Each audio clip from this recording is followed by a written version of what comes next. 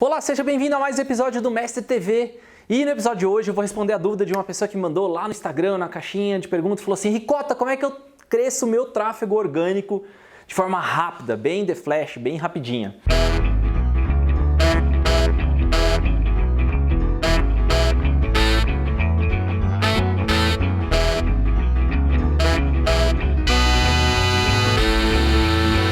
O vídeo de hoje é justamente para você que achou que realmente daria para fazer uma mágica, mas na verdade a realidade é que não tem uma solução prática, misteriosa, mágica que do dia para a noite alguém aumente o tráfego orgânico, a não ser que... E hoje eu quero explorar exatamente esses nuances, de como que normalmente alguém consegue crescer o tráfego orgânico do dia para a noite. Isso sem contar, primeiro estou excluindo aqui da nossa equação qualquer pessoa que vá maquiar os números, tá? Então estou entendendo que todo mundo tem bom caráter, todo mundo tá certinho e tudo mais, ninguém está manipulando os números do Analytics. Por mais que você fala, nossa, Ricota, dá para manipular os dados do Google Analytics para mostrar que você teve um crescimento orgânico onde na verdade você não teve. Eu estou tirando isso da nossa equação e partindo para as exceções, e isso eu respondi lá na caixinha do Instagram, mas eu não respondi quais eram as exceções. Eu só falei assim, olha, é possível se porventura tiver alguma aberração, algum problema, alguma coisa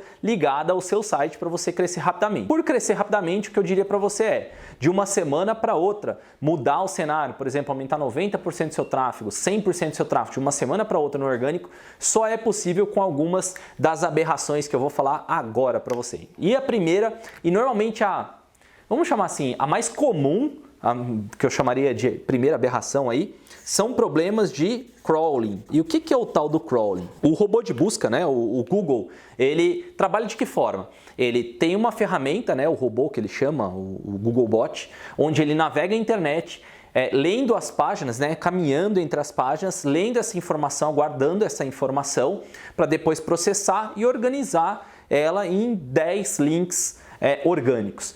Esse processo de percorrer as páginas e descobrir as páginas é chamado de crawling. Tá? Então, os tais crawlers são ferramentas que percorrem a web descobrindo páginas. O que pode estar atrelado dentro de um site para ser um problema de crawling? Primeiro item mais comum, mais simples e mais bobo de todos. Você, através do arquivo de robots.txt, para quem já fez o meu curso de SEO aí, para quem já fez as minhas aulas de SEO, vai lembrar desse documento, mas ele é um arquivinho que você coloca na raiz do seu site, do endereço seu da web.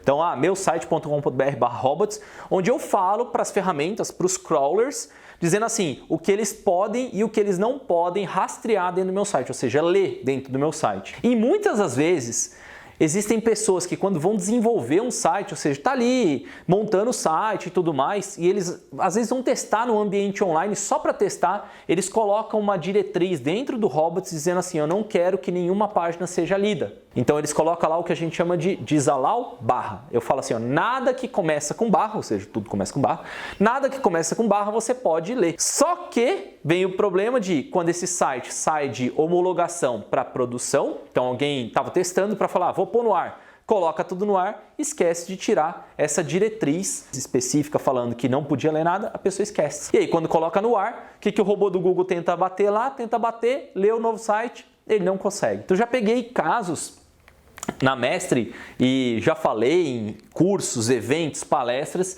onde a pessoa chegava, eu não sei por que meu site não está indexando no Google. Simplesmente tinha uma regra dentro do arquivo de robots dizendo, não leia nada. Então essa é uma das aberrações que eu diria que é um problema bem sério, tá? Que é simples de se resolver, mas tirando ele, em uma semana seu tráfego está 2, 3, 4, dependendo do tamanho do site, até 20 vezes maior do que o que você tinha. Tá? Às vezes é próximo de zero que você tinha de acesso, de tráfego orgânico, mas você coloca lá, às vezes seu site pode passar para talvez milhares de visitas por dia e vai crescendo muito rápido. Outra aberração voltada a crawling, que normalmente é o top 1 dos grandes problemas, é alguma questão relacionada ao bloqueio do próprio robô do Google. E vou te explicar como. Deixa eu só botar aqui, bloqueio. Que basicamente é o quê?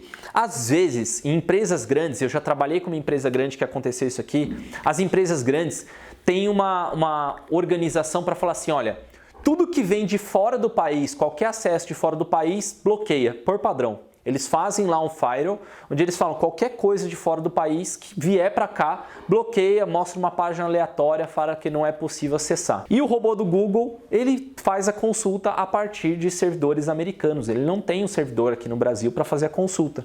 Então, na hora que você bloqueia qualquer acesso externo ou qualquer acesso gringo, acontece que o robô do Google não consegue ler, ele não consegue processar o seu site e vai te dar um grande problema. Porque se ele não consegue ler, identificar as informações, ele não consegue posicionar você, né? Porque ele não tem nenhuma informação sobre você. Já aconteceu também de casos onde eu estava trabalhando no projeto, do nada o tráfego orgânico começa a cair, o site perdendo indexação, ou seja, as páginas que estavam posicionadas sumirem, e a gente descobrir que implementaram uma diretriz olhando assim, qual que é o IP do Google, né? Não especificamente, a pessoa não sabia que o IP era do Google, mas falou assim, esse IP está fazendo muita chamada externa, a gente está achando que alguém roubando a nossa informação. Né? E na verdade era o robô do Google que estava fazendo as consultas tradicionais e eles bloquearam somente o IP do Google e com isso o site foi perdendo posicionamento. Para a gente descobrir isso demorou bastante, tá? Então, e vou até comentar por que demorou bastante, porque na época, pelo menos na época, o robô do Google ele tinha uma faixa de IP que era diferente da ferramenta que o Google disponibilizava para a gente testar dentro do Search Console, que antigamente era no Webmaster Tools. A gente solicitava por lá, a página renderizava, ou seja, ela abria. E a gente falava, não é possível, não estão bloqueando. Mas quando os caras passaram a lista de IP, nós comparamos com a lista de IPs do Google e estava lá dentro da faixa. Então, assim, foi por um pequeno detalhe que os caras bloquearam todo o acesso do Google. Isso pode ser comum em empresas grandes, tá? Porque são empresas que normalmente têm uma política de segurança alta, tem alguém olhando, alguém novo que foi contratado e está olhando os dados, ou alguém que quer otimizar os recursos do servidor, isso pode realmente acontecer. E, por último, né, um problema de crawling que a gente encontra, eu vou falar assim, os frameworks, né, voltados a JavaScript. Existem vários frameworks feitos em JavaScript, tipo React, Node, enfim, que a galera pega, faz um site inteiro. E a gente tem o caso de um cliente que está aqui na casa hoje em dia, que o site inteiro foi feito nesses frameworks de JavaScript e o Google não lê bem, ele não consegue processar direito, até tem umas manhas, uns jeitinhos de fazer, mas ele não consegue ler como um site que é o HTML plano, que a gente chama, ou seja, o HTML tradicionalzão lá. E aí o site não consegue, né? O robô do Google não consegue identificar todas as informações, todos os links, e o site não consegue posicionar muito bem no Google. Então, nessa hora, é uma aberração que a gente chama quando a gente sai de um framework de JavaScript para um site, um CMS, ou um framework tradicionalzão mesmo, aumenta o tráfego orgânico bastante, tá? Então, esses são os 3 principais casos voltados a crawling. Outro problema que eu já vi, que quando resolvido, ele acaba trazendo um aumento drástico de tráfego orgânico. Problemas com títulos. Por mais simples que seja, então vou botar aqui 1, 2 e daqui a pouco eu falo do terceiro, tá? Então, eu tenho lá problemas com títulos. Teve o caso onde já peguei também, mais de uma vez, sites que tinham todas as páginas com títulos duplicados. Então, aqui entra a visão de títulos duplicados e mal feitos, no caso, né? Então, todas as páginas tinham só o nome da marca no título. Uma simples mudança para colocar cada título no seu devido lugar, página de categoria tinha um título correto, página de produto com título correto, fez com que o site dobrasse ou triplicasse o tráfego orgânico em uma semana. Então, essa mudança é bem interessante e já tive o caso também onde os títulos eram inexistentes. Lá, simplesmente, no template que foi feito, a pessoa não colocou a variável para puxar o título e aí foi um erro de programação, não foi uma coisa intencional, mas por conta de um erro de programação não tinha título em nenhuma página. Então, o título é um dos fatores que o Google usa para realmente entender a informação da sua página e classificar ela melhor.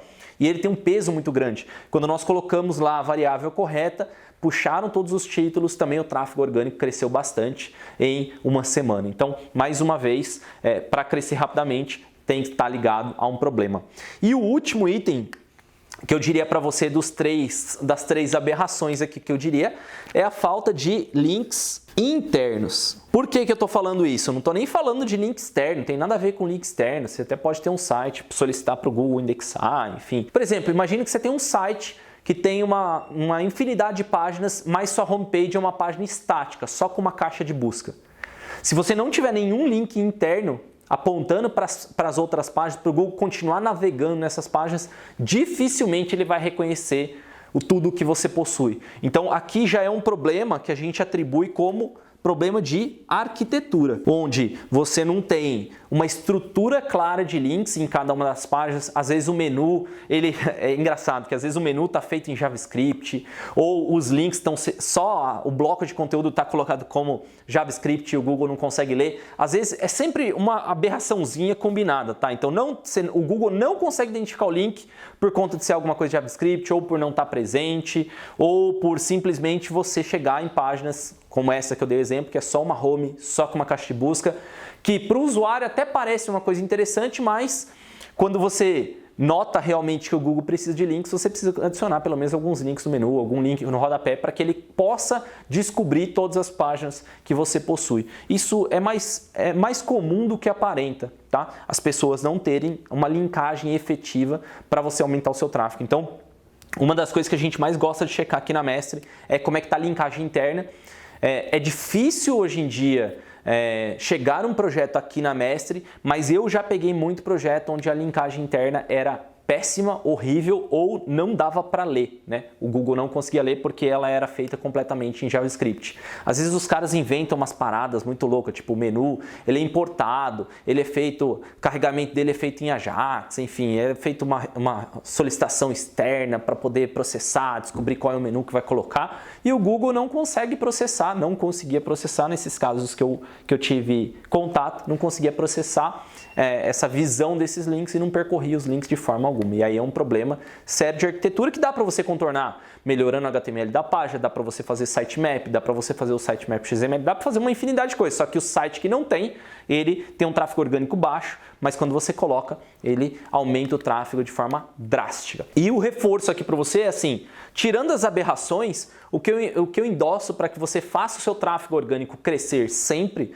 é investir pesado em conteúdo, então pensar em conteúdo de forma recorrente e com qualidade. Então não adianta falar assim, vou publicar 50 conteúdos e parar por aí. Não, você tem que estar publicando conteúdo sempre. Por quê? Porque é uma forma de você estar abrindo cada vez mais portas para o Google descobrir suas informações. E quanto mais artigos, conteúdos, páginas você publica, mais links internos você é capaz de produzir, mais relacionamento você cria entre as suas páginas. Então as páginas se tornam mais acessíveis também à medida que você tem links espalhados por todas as páginas do seu site. É importante que você sempre vislumbre essa visão de ter títulos, tomar bastante cuidado com a questão do crawling, não mexer muito nisso, né? Se você não entende, não mexe nisso, porque pode dar um problema muito sério.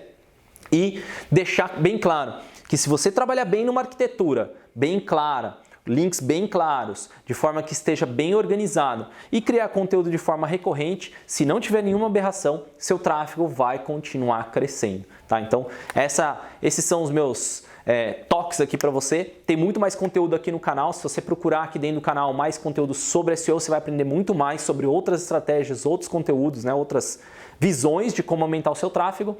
Mas de verdade, eu espero que você tenha gostado. Muito cuidado com esse primeiro, que é uma coisa meio silenciosa, aquilo que te mata devagarzinho, né? Principalmente quando envolve bloqueio, mas é uma coisa super valiosa de saber. De saber que também tem essa visão de algumas empresas bloqueiam por IP, e eu demorei, se não me falha a memória, quase um mês para descobrir essa questão do bloqueio. Não foi nada legal esperar um mês para descobrir o que tinha acontecido, e hoje eu posso contar para você. Beleza? Espero que você tenha gostado desse vídeo. Eu sou o Fábio Ricota e esse foi mais um episódio do Mestre TV.